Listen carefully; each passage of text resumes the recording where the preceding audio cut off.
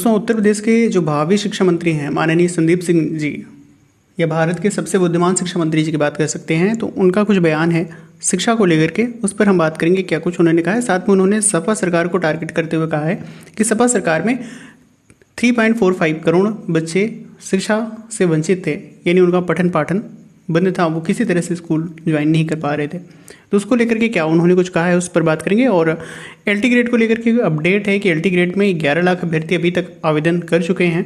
साथ में ये संख्या बढ़ सकती है और क्या कुछ उसको लेकर के अपडेट है, उस पर बात करेंगे। और यूपी में अब तक 37,000 स्कूल मर्ज हुए हैं, खत्म हुए हैं, उसको लेकर के क्या कुछ आर्टिकल पब्लिश हुआ है दोस्तों, उस पर हम बात करेंगे। तो वीडियो को अंत तक देखिएगा। मेरा नाम है अभिषेक और आप देख रहे हैं अभिषेक ऑफिशियल यूट्यूब चैनल। और चैनल को पहली बार विजिट कर रहे हैं तो प्लीज़ सब्सक्राइब कीजिएगा। दोस्तों, जो आर्टिकल पब्लिश हुआ है, सपा सरकार में 3.45 करोड़ बच्चे पढ़ाई से दूर थे, ऐसा संदीप सिंह जी का कहना है, जो कि उत्तर प्रदेश के शिक्षा मंत्री हैं। अब दोस्तों, इतना आर्टिकल, यानी इन्होंने जो चीज़ें कही हैं, इतनी वर्डिंग यहाँ पे प्रिंट कर दिया गया है, पब्लिश कर दिया गया है कि शायद इन्होंने ना बोला हो। क्योंकि जब भी आपने विधानसभा में इनको या जब भी मीडिया के सामने आपने इनको बोलते हुए देखा होगा, तो इनकी सिर्फ जो वर्डिंग होती है सिर्फ एक होती है कि उत्तर प्रदेश में शिक्षा व्यवस्था बहुत बेहतर है और अभी टीचरों की ज़रूरत नहीं है, शिक्षक छात्र अनुपात बराबर है और हम अभी कोई वैकेंसी नहीं करने वाले। जब भी इनका अपडेट होता है, जब भी बच्चे आंदोलन करते हैं या जब भी अभ्यर्थी आंदोलन करते हैं, तो इसको लेकर के इनका यही अपडेट रहता है। तो फाइनली उन्होंने इतनी सारी वर्डिंग बोल दी है। अब मुझे ये समझ नहीं आ रहा, क्या पता जो मीडिया बंधु हैं उन्होंने खुद से इस चीज़ों को बना के लिख दिया हो यहाँ पे, क्योंकि इतनी बातें संदीप सिंह जी ने अभी अपने पूरे कार्यकाल में उन्होंने बोला नहीं होगा। साथ में उन्होंने सपा गवर्नमेंट को घेराव करते हुए उन्होंने सारी बातें बताई कि कितना स्कूलों का कायाकल्प किया गया, उसके तहत कितने पैसे खर्च हुए हैं, कितना क्या कुछ हुआ है। तो हम थोड़ा सा बात करना चाहते हैं कि इनके कार्यकाल में हुआ क्या।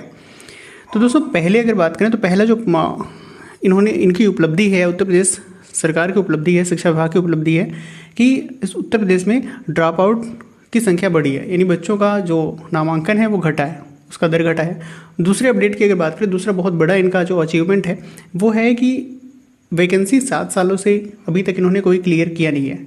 संदीप सिंह पूरे अपने कार्यकाल में इन्होंने एक भी वैकेंसी क्लियर नहीं किया है, ठीक है। तो दूसरा ये बहुत बड़ा अचीवमेंट है इनका।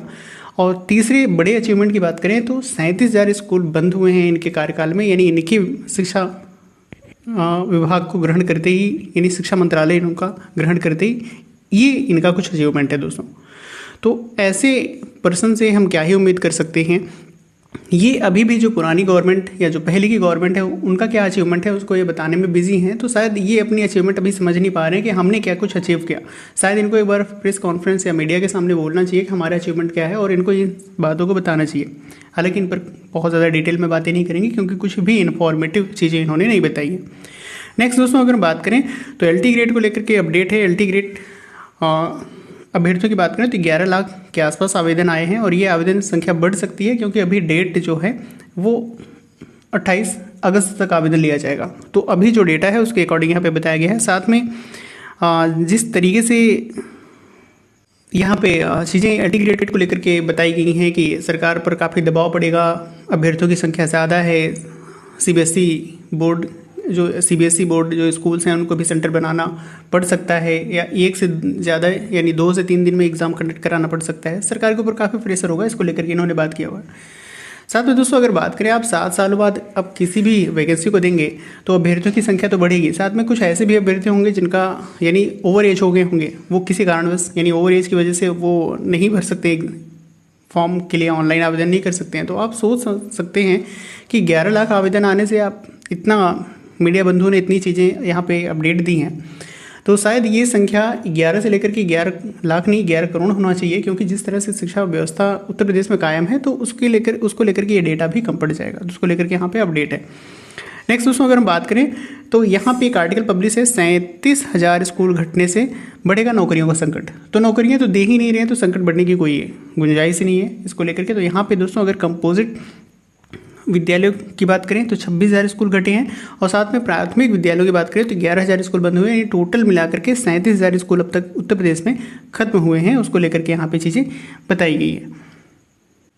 तो दोस्तों, इतने विद्यालय बंद होने से जो एक तरह से कह सकते हैं जो आस था कि शिक्षक भर्ती आएगी और सभी अभ्यर्थियों को एक मौका मिलेगा, तो वो आस कहीं ना कहीं खत्म होता दिखाई दे रहा है। और जिस तरह से अभी भी वर्डिंग है, आप देख सकते हैं कि किस तरह से संदीप जी का बयान है कि सपा सरकार ने किया बेसिक शिक्षा का बंटाधार। तो शायद इन्होंने इस तरह से, इस तरीके से इन्होंने कह सकते हैं शिक्षा विभाग को बेहतर कर लिया है कि वैकेंसी की ज़रूरत नहीं है, बच्चों की ज़रूरत नहीं है, स्कूल की ज़रूरत नहीं है। तो शायद इनसे सीखना चाहिए था, जो पहले की गवर्नमेंट थी, शायद इनसे सीखे तो वो आगे बेहतर कर सकते हैं। तो दोस्तों ये कुछ था अपडेट, और ऐसे टीचिंग रिलेटेड अपडेट आपको मिलते रहेंगे। वीडियो को लाइक शेयर कीजिएगा, चैनल को सब्सक्राइब कीजिएगा। मिलते हैं नेक्स्ट वीडियो में, तब तक के लिए नमस्कार।